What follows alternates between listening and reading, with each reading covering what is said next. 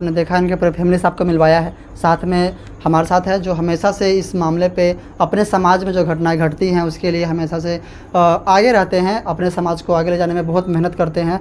जब भी देखें वो किसी भी घटना के लिए सबसे आगे खड़े रहते हैं। तो सर सबसे पहले आप बताइए आखिर घटना जिस तरह से फैमिली बता रहे हैं इसमें कितनी सच्चाई और आप इस पर क्या कहना चाहते हैं? सच्चाई क्या, मैंने जब हत्या हो गई, शव आया, पोस्टमार्टम हुआ, प्राथमिकी दर्ज हुई, अब इसमें सच्चाई झूठाई का तो कोई सवाल नहीं है।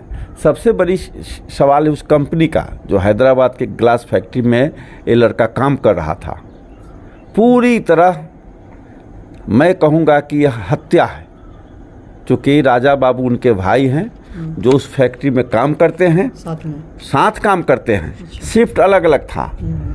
इस लड़के की मौत के बाद उसके भाई को जानने तक नहीं दिया गया और उसको छुपा कर रखा गया और कहा गया कि हार्ट अटैक कर गया, बल्कि सच्चाई उसका पूरा शरीर देखने के बाद लगा है कि कंपनी के लापरवाही से, वहाँ जो कंपनी में जो काम करता है उसके चलते इसका एक्सीडेंटल डेथ हुआ है और यह डेथ निश्चित तौर पर कहीं से बर्दाश्त करने के लायक नहीं है। हम मांग करते हैं कि जो इसके लिए दोषी पदाधिकारी हैं कंपनी के, उसके ऊपर हत्या का मुकदमा दर्ज किया जाए और उस पर सख्त से सख्त कानूनी कार्रवाई की जाए। दूसरी हमारी मांग है कि इनके पिताजी की मृत्यु हो गई है, शंकर शाह की लगभग 4-5 साल पहले मृत्यु हो गई। 3 भाई हैं, सबसे छोटा भाई था, उसकी बहन भी शादी के लायक है, बावजूद इस परिवार में अब कुछ देखने वाला नहीं है। तो हम मांग करते हैं कि इस पीड़ित परिवार को कंपनी के द्वारा 25 लाख रुपए मुआवजा दिया जाए, ताकि उसके माता पिता को लगे कि मेरा बेटा अगर उस कंपनी के द्वारा एक तरह से मारा गया है तो उसको राहत मिले। और जिस ढंग से अमानवीय ढंग से घटना को जो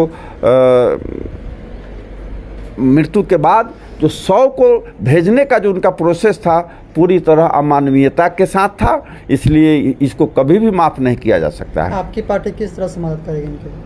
हमारी पार्टी, हम आज बात करेंगे स्टेट से और ज़िला से, और इस घटना की प्राथमिकी हुई है और उस कंपनी पर दबाव बनाएंगे और वहाँ जो तेलंगाना की जो हमारी भारतीय जनता पार्टी है और तेलंगाना में जो हमारे अखिल भारतीय वैश्य महासम्मेलन के डॉक्टर गिरीश संघी से भी हम लोग की बातचीत हुई है, सभी लोग इस पीड़ित परिवार के साथ है। उस मृतक को न्याय दिलाने के लिए सब लोग आगे बढ़ रहे हैं। यथासंभव हम लोग इसको मदद करें। सरकार से क्या मांगे आप? तेलंगाना सरकार से तो अभी तो बात हम लोग समझे कि आखिर तेलंगाना सरकार के अंदर का है। तेलंगाना सरकार अगर नहीं देती है तो तेलंगाना सरकार के अंदर जो आपका ग्लास फैक्ट्री है वो कंपनी उसको मुआवजा दे।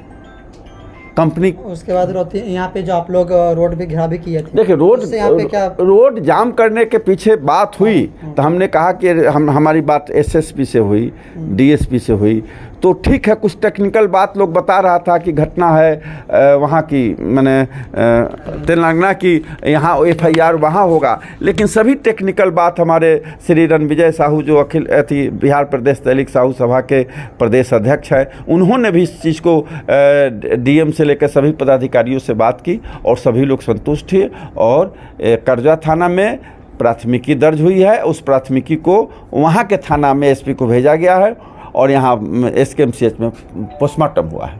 तो अभी आपने कहा कि हमारी पार्टी पूरा वहाँ तक पहुँच करके इनकी मदद करेगी। हाँ, निश्चित मदद करेगी।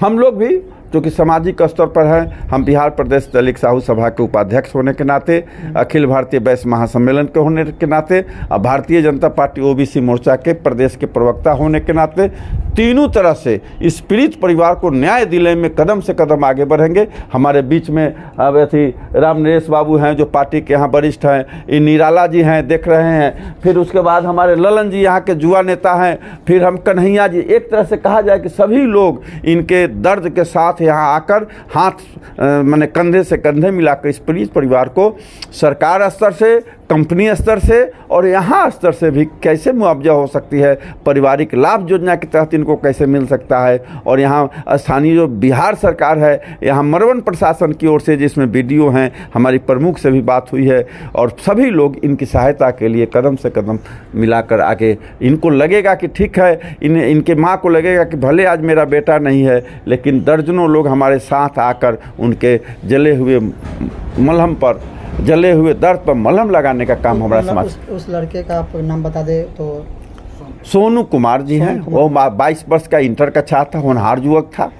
लेकिन बिहार में तो बेरोजगारी है, इसलिए यहाँ के लोग रोजगार की तलाश में दूसरे जगह जाते हैं और अरमान लेकर के वहाँ जाएंगे तो हम अच्छा काम करेंगे और वहाँ से पैसा भेजेंगे तो हमारा परिवार का विकास होगा। लेकिन उनका पैसा भेजने के बजाय उनकी लाश आ रही है और माता को पैसा का माने चेक और पैसा आने के बजाय उनके पिता लड़के का जब शव देखते हैं तो उनको काफ़ी तकलीफ होती है। इनके मुआवजा के लिए बिहार सरकार से भी कुछ मांग करना चाहते हैं?